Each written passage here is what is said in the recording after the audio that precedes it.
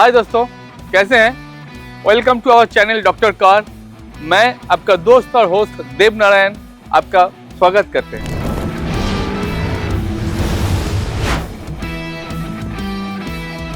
आज का चर्चा का विषय है, is this right time two by N EV. ये आज के तारीख में बहुत जरूरी सब्जेक्ट इसलिए है, जब आप गाड़ी खरीदने जाते हैं तो आपके पास बहुत सारा ऑप्शंस आता है। मेनली कैटेगरी वाइज अगर बताएं तो अभी हम लोग देश में 3 तरह का गाड़ी उपलब्ध है। एक आइस यानी इंटरनल कंबसन इंजन जो पेट्रोल और डीजल से चलती है। एक है हाइब्रिड जिसमें ये इंजन भी रहता है और ईवी भी रहता है, मतलब इलेक्ट्रिक व्हीकल भी रहता है। और एक तो प्योर ईवी होता है जो खाली बैटरी से चलता है। तो हम लोगों का चर्चा का विषय है कि अभी आपको ईवी लेना चाहिए कि नहीं। जब आप गाड़ी खरीदने जाते हैं तो आपका मन में कुछ आंसर्स पहले से बना हुआ रहता है, जैसे आपका बजट कितना है, आपका जो गाड़ी है उसका क्या माइलेज या रेंज आप एक्सपेक्ट कर रहे हैं, गाड़ी का कस्टमर फीडबैक या मार्केट फीडबैक कैसा है, गाड़ी का सर्विस सेंटर कहाँ है, और भी कुछ सवाल जैसे आपका गैरेज में गाड़ी फिट होगा कि नहीं, गाड़ी का जो लुक है, गाड़ी का जो कलर है, गाड़ी का शेप है आपको पसंद आ रहा है कि नहीं। ये सब तो आपको ईवी में भी कंसीडर करना पड़ेगा। लेकिन जब आप ईवी लेने जा रहे हैं तो आपको और कुछ सवालों का आंसर साफ साफ पता होना चाहिए, ताकि आपका डिसीजन आपको रिग्रेट्स ना दे। तो शुरू करते वही सब सवालों के बारे में। पहला सवाल, क्या ये आपका पहला गाड़ी लेने जा रहे हैं? अगर इसका उत्तर हाँ है तो मैं कहूँगा कि इंडिया का जो मार्केट है अभी EV is not ready for the first car. EV अभी भी हम लोगों का सेकेंड कार है ड्यू टू देयर इंफ्रास्ट्रक्चर्स और लिमिटेशंस। तो अगर पहला गाड़ी है तो अभी ईवी से थोड़ा दूर रहिए, थोड़ा देख लीजिए, फिर ईवी लीजिए। अगर दूसरी गाड़ी है तो चलिए दूसरा क्वेश्चन की तरफ।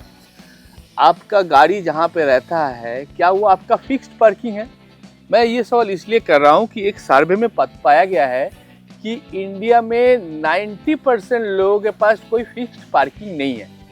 क्योंकि जब हम लोग आइस गाड़ी या इंजन वाला गाड़ी लेते हैं तब गाड़ी हम लोग अगर इस गैरेज में नहीं उस गैरेज में कहीं पे भी पार्किंग कर सकते हैं। लेकिन यहाँ पे एक तो मुद्दा है चार्ज का। अगर आपका डोमेस्टिक चार्ज करते हैं, अगर आपका घर में चार्जिंग सेटअप आप लगाना चाह रहे हैं तो फिक्स्ड पार्किंग होना बहुत ज़रूरी है।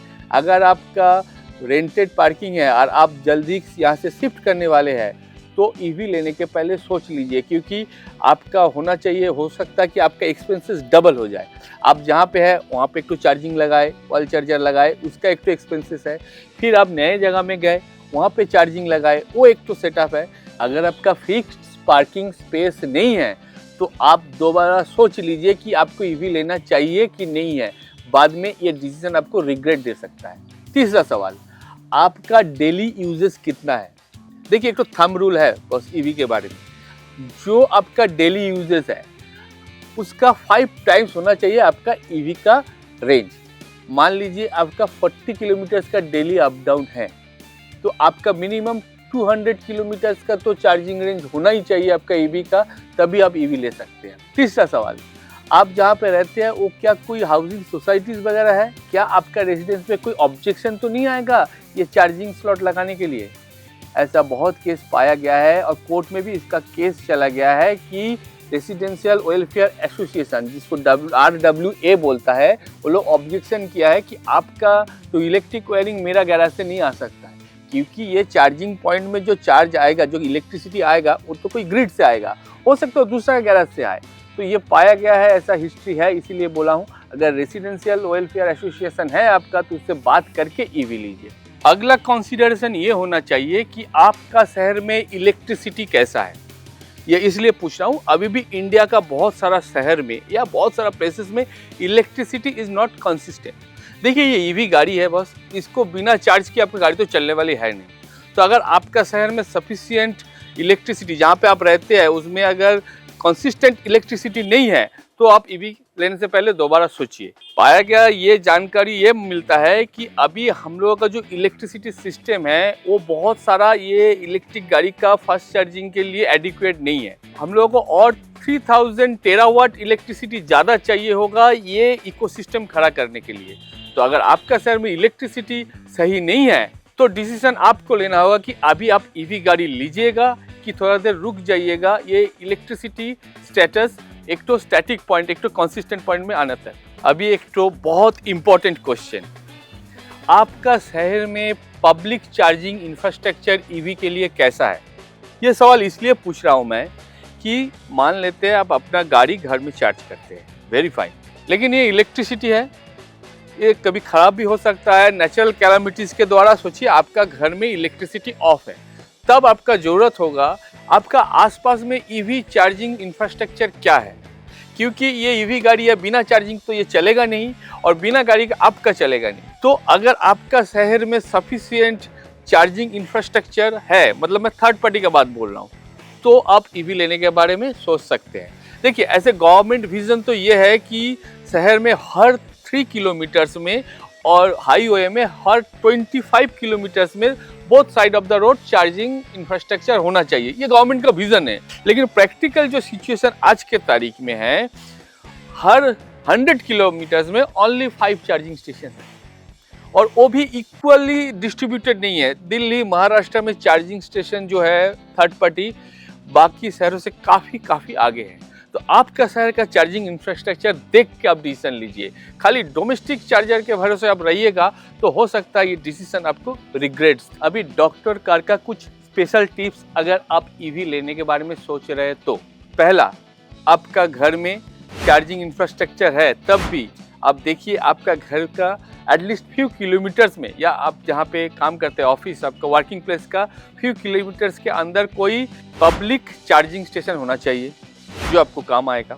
सेकंड पॉइंट, एक तो कंपनी है इंडिया में जो सन मोबिलिटी के नाम से है, वो बैटरी स्वैपिंग फैसिलिटीज प्रोवाइड करता है। मतलब कोई अगर ईवी गाड़ी रास्ता से जा रहा है और उसका बैटरी डिस्चार्ज हो जाता है तो सन मोबिलिटी का इंफ्रास्ट्रक्चर है वो आके आपका बैटरी स्वैप करके चार्ज एक्टिव बैटरी आपको बैठा के जाएगा ताकि आप गाड़ी लेके घर तक जा सकें। ये सन मोबिलिटी क्या किया, इंडियन ऑयल के साथ कोलैबोरेशन किया। ऑल ओवर इंडिया में इंडियन ऑयल का जो 37,000 पेट्रोल पंप है, तो यहाँ पे वो लोग अपना सर्विस प्रोवाइड कराएगी।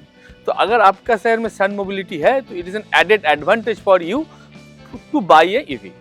पॉइंट नंबर 3, आप अपना एक गाड़ी कितना दिन रखते हैं, ये pattern man to man, consumer to consumer vary करते हैं। एक सर्वे में पाया गया अगर आप एक गाड़ी 5 साल के अंदर बेचते हैं तो ईवी अगर बेचते हैं 5 साल के अंदर तो आइस गाड़ी मतलब इंजन वाला गाड़ी से आपका कॉस्टिंग 40% पड़ता है। मतलब एक गाड़ी अगर इंजन वाला गाड़ी आप 5 साल रखने में 1 लाख रुपया खर्चा पड़ेगा, तो सपोज एग्जांपल बता रहा है, तो ईवी में वही 1,40,000 है। अगर आप 8 साल के लिए कोई गाड़ी रखते हैं और 18,000 औसतन हर साल ईवी चलाते हैं तो आपका लेकिन ईवी बेनिफिटेड है in a longer way. Point number 4, अगर आप ईवी ये सोच के ले रहे हैं कि आपका मेंटेनेंस कॉस्ट कम है तो ईवी से दूर रहिए। ईवी का मेंटेनेंस कॉस्ट हाई है क्योंकि हम लोगों का इकोसिस्टम में EV in a very nascent stage, शुरुआत के दौर पे है। ईवी इंफ्रास्ट्रक्चर 146 करोड़ का देश में बनने में टाइम लगेगा। जब तक ईवी मास पॉपुलेशन के लिए अवेलेबल नहीं रहेगा तो इसका मेंटेनेंस हाई रहेगा क्योंकि इसका बाहर में नहीं वर्कशॉप में ही जाना पड़ेगा और ये कॉस्टिंग डेफिनेटली आपका इंक्रीज करेगा। नंबर 5 पॉइंट, अगर एक गाड़ी आपका रीसेल वैल्यू आपका तो फैक्टर करता है परचेज के लिए। अगर जब आप गाड़ी खरीद रहे हैं आपको ये सोचते हैं कि इसका रीसेल वैल्यू कैसा है, तब आप ईवी से दूर रहिए क्योंकि ईवी का रीसेल वैल्यू अभी भी बहुत पुअर स्टेज में है। देखिए दोस्तों, मेरा काम है एक तो सटीक अनुमान आपको लगाना, सटीक परिसंख्यान आपको पेश करना कि ईवी आप लेना चाहिए कि नहीं लेना चाहिए। मेरा बात को सही से एनालिसिस कीजिएगा तो पाइएगा कि ईवी खराब नहीं है, लेकिन ईवी का जो इकोसिस्टम है वो स्टिल इनकम्प्लीट है। आप सोचिए ऐसा शहर में कि आप पेट्रोल गाड़ी चढ़ना चाहेंगे जहाँ पे पेट्रोल पंप ही नहीं है, तो करिएगा क्या गाड़ी लेके। मेरा कहना यही है, जब तक infrastructure up to the mark नहीं होता है तब तक ईवी लेने से पहले सोच लीजिए कि ईवी आप कैसे कैरी कीजिएगा, कैसे आप उसको प्रॉपरली आपका ज़रूरत में यूज़ कीजिएगा। रहा सवाल मेंटेनेंस का, मैं मानता हूँ ईवी का मेंटेनेंस कम है, लेकिन दोस्तों ये एक तो कन्वीनियंस फैक्टर भी काम करता है and convenience factor is priceless. मैं जब बाहर निकलूंगा मुझे पता है मेरे को गाड़ी का की चाहिए, मैं निकल जाऊंगा। अगर नहीं है तो फ्यूल तो मैं कहीं से भरा लूंगा।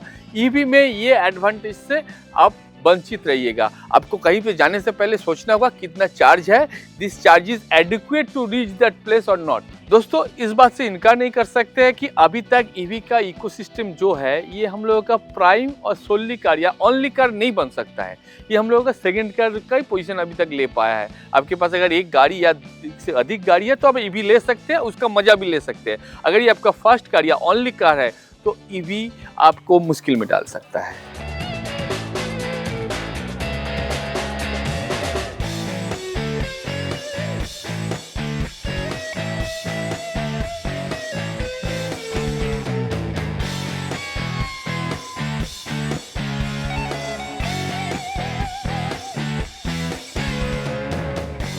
अगर ये एपिसोड आपको अच्छा लगा, आपको लगता है ये एपिसोड आपका लाइफ में कोई वैल्यू ऐड कर पाया, तो इस चैनल को सब्सक्राइब, लाइक एंड शेयर कीजिए ताकि मुझे भी उत्साह मिले, मैं भी कोई अच्छा से अच्छा कंटेंट आपके पास ले आऊं और आपके साथ जुड़ा रहूं। तब तक के लिए बाय बाय।